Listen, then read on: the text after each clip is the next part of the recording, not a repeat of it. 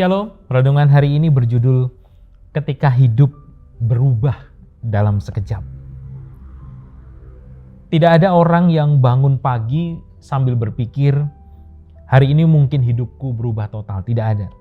Seseorang berangkat kerja seperti biasa, lalu bisa saja kecelakaan terjadi. Seseorang mungkin masih sempat tertawa bersama keluarga, lalu datanglah kabar buruk. Dalam 1 detik, hidup bisa berubah. Dan peristiwa-peristiwa seperti itu mengingatkan kita adanya sesuatu yang sering kita lupakan, bahwa hidup ini rapuh. Kita sering hidup seolah punya banyak waktu, padahal kita tidak pernah benar-benar tahu akan hari besok.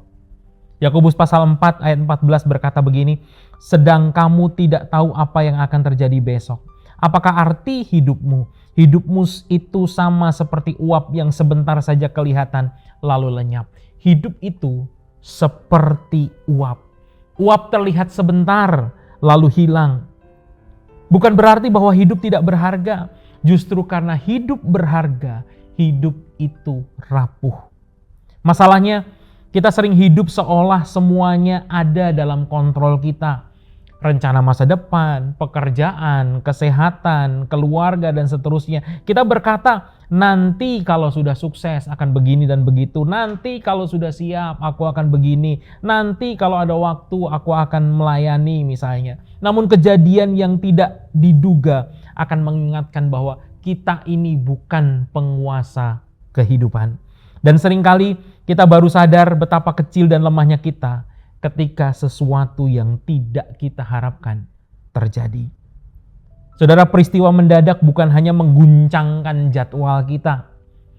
Peristiwa mendadak ini mengguncangkan tempat kita bersandar. Karena tanpa sadar kita menggantungkan rasa aman kita pada kesehatan, pada uang, pada rencana-rencana hidup, pada stabilitas ekonomi, keluarga, dan sebagainya. Dan ketika semua itu goyah, hidup kita, hati kita ikut runtuh.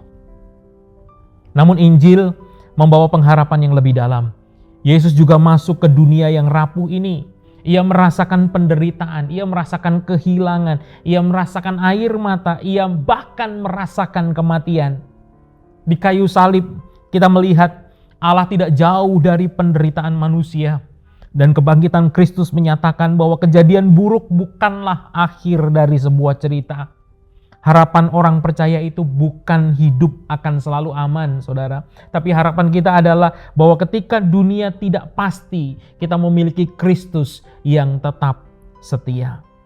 Hari ini Tuhan mengingatkan kita semua, berhentilah hidup seolah-olah kita memegang hidup kita sendiri.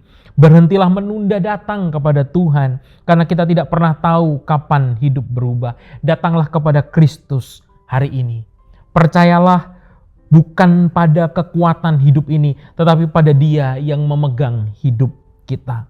Kalau hidup ini begitu singkat dan rapuh, mari mulai hidup dengan benar dari rumah. Jangan menunda untuk meminta maaf. Jangan pelit untuk mengasihi keluarga.